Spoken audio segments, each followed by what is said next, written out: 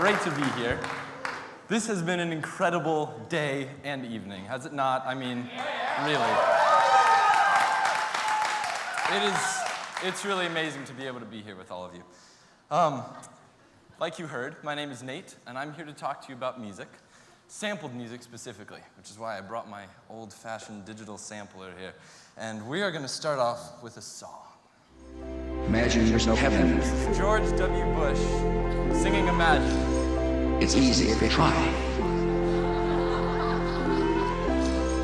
No hell below us. Just wait for it. Above us, only sky.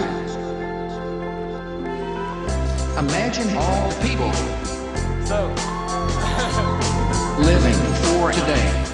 this is one of the first examples of sampling I ever heard. I think my mom got it in one of those chain emails when I was about 12 or 13, and I was really quite fascinated. Yeah, I thought it was amazing. I was really impressed by the way they were able to cut up George Bush's speeches and make it sound like he was singing. I had no idea the real possibilities or history behind sampling at the time, but it was just hilarious. A little later on, sampling came into my life for a second time in the form of Girl Talk. Now, who here has heard of Girl Talk? Wow, quite a few of you guys. Girl Talk is a guy named Greg Gillis who's gotten really well known recently for a particular brand of mashup music. Now what this means is he takes lots of tiny clips of lots of well-known songs and blends them together into a kind of pop music stew. So basically imagine if it were possible to put music in a blender. You've got a pretty good idea of what Girl Talk sounds like. I was completely taken by this stuff.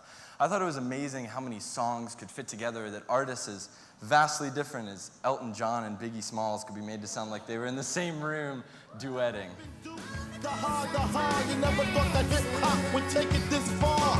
Now I'm in the limelight cause I rhyme tight. Time to get paid, blow up like the world trade. Born sinner, the opposite of a winner. Remember when I used to eat sardines? Elton John kind of sounds like a chipmunk, but he kind of looks like a chipmunk, so that's okay.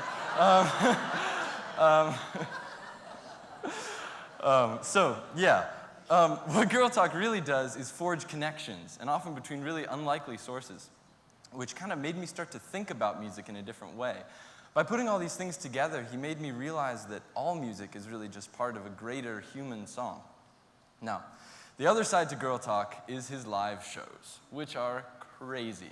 He invites the audience up on stage, so all the craziest people are always up there right next to him dancing. In fact, the first time I was on this stage was at a Girl Talk show.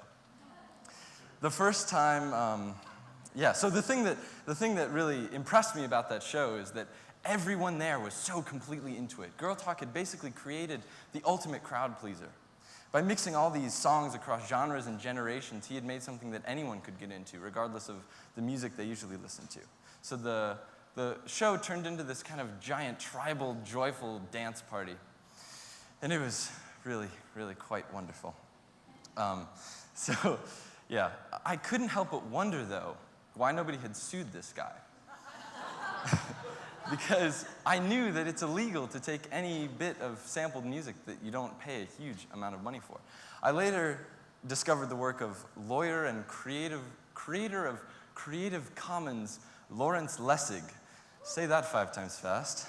And Brett Gaylor, who's a documentary filmmaker. And they, along with several other filmmakers, have devoted their time and money to protecting creative freedom, even in the face of these really harsh copyright laws. Because really, there's something worth protecting here. Lots of people are making this art anyway, and doing it in very creative ways. Negativland, for example, were one of the first sampling artists, and they take this really humorous approach to sample-based art that uses, it brings the discussion of all this stuff into a whole new realm. Yes. Negativland are awesome, and they've also been sued several times. And that's the thing that just didn't make sense to me. I couldn't understand why, if the sampled art wasn't really hurting the original artist, why this creativity was being punished. I kept looking into it and seeing evidence of sampling all around me. For one, it's all over pop radio. I'm sure you guys have all heard of Kanye West. According to whosampled.com, he's used over 150 sampled songs in his music. And Jay-Z's used over 280. Now, this kind of thing is very common in hip-hop. And I'm not saying that's a bad thing. usually people are using these samples really well by taking something from the past and giving it freshness for a new generation. But I couldn't help but wonder where it came from. I eventually came across the legendary tale of how hip-hop began. It starts, as all good stories do, with a hero named DJ Kool Herc.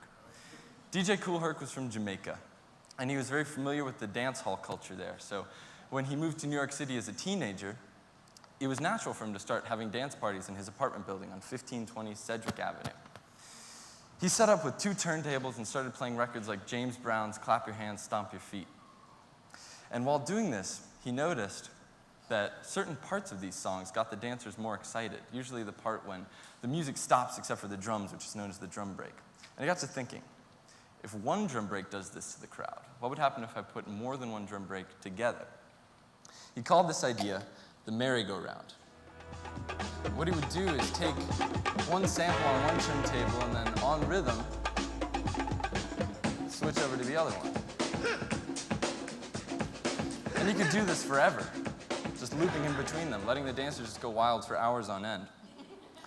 A little later in the scene, thanks to DJ Grandmaster Flash, who was the first person to actually put his hands on the vinyl to maintain more control, an entire movement got started known as turntablism, where people like DJ Qbert in this clip right here,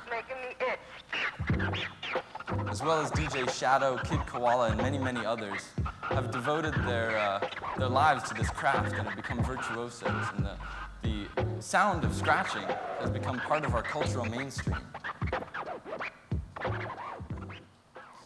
Now, not only can a great subculture emerge from one playful idea or action such as the merry-go-round, but from a single drum break itself. What I'm talking about here is the Almond Break.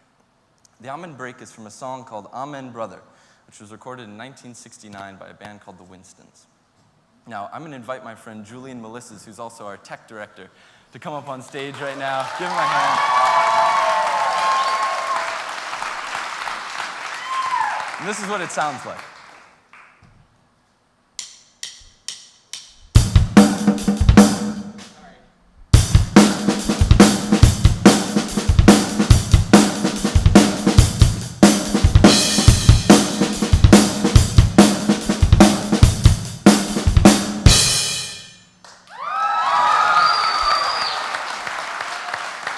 Thank you, Julian. Now, did that sound familiar to any of you?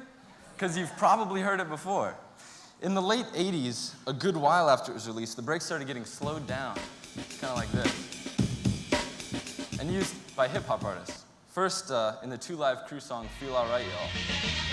You're dogging my mood, but that's alright. Let me discuss and make a fuss with the use of the mic. So as I step to the podium. And then in the Mantronics track, King of the Beats.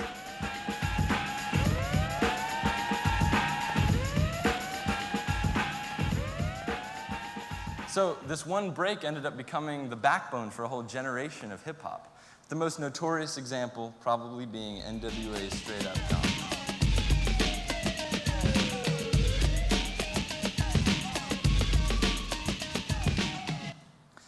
A little later, the break traveled across the Atlantic Ocean to the UK, where it became a large part of the rave scene there, with producers speeding the sample up and rearranging the individual drum hits to create a whole new sound, which became known as drum and bass.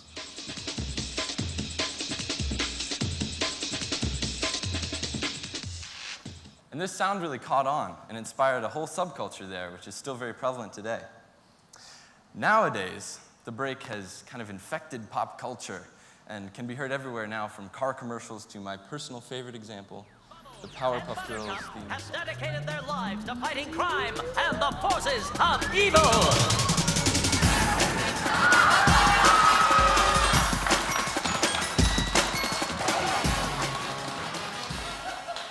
Truly, truly so awesome. So sampling, it's clear, is already a major part of the music we hear every day.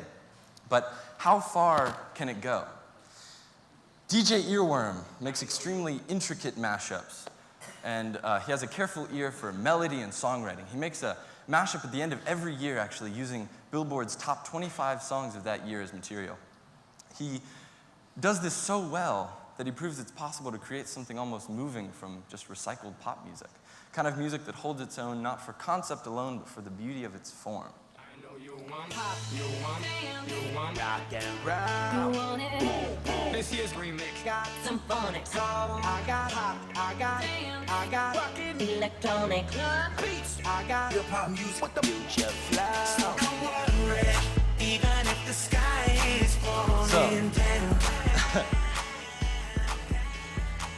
It's pretty cool stuff.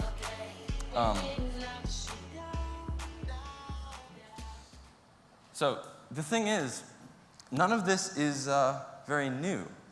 Like, language has created a kind of global memory bank for humanity. Now the internet makes it possible for anyone with an idea, like DJ Kool Herc, to share that idea with the world, and also to add to or to change other people's ideas. And thus there is the possibility for culture to progress faster than ever. So there's actually a great quote from the Bible that says, "What has been will be again. What has been done will be done again. There's nothing new under the sun." And it's very true. Take a look at these three paintings, for example. See how the images change throughout different periods and painters? Now, I don't think this makes the paintings any less legitimate, because the artist always adds his or her own unique touch to the piece. It's clear that these artists were inspired by each other, but I really doubt that there were any lawsuits involved. So, yeah, so now there's the possibility for this to really expand everyone's awareness. And there are people now, like the group One Giant Leap, who travel around the world recording musicians, poets, and thinkers, and then blending them into a unique and inspiring form of mashup.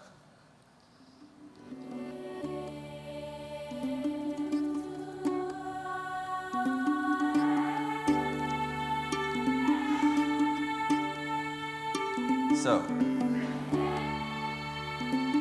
the well of creative inspiration that surrounds all of us is the world and everything in it. And the most interesting art is that which takes what is already here and views it through a new lens or changes it in an interesting way. So, don't be discouraged by thinking that you always have to create something entirely new. The act of being inspired is just as much an important part of the creative process as the act of creating. I think laws will come around eventually, but it will take everyone joining in the spirit of play and for the sake of art and fun and beauty and freedom. I mean, everything we've ever made as a species has been based on some previous idea or accomplishment. If it weren't for Galileo, we would not have the Hubble telescope. If it weren't for the lute, we would not have symphonies. If it weren't for the taming of fire, the first idea truly worth spreading, we would not have TED Talks.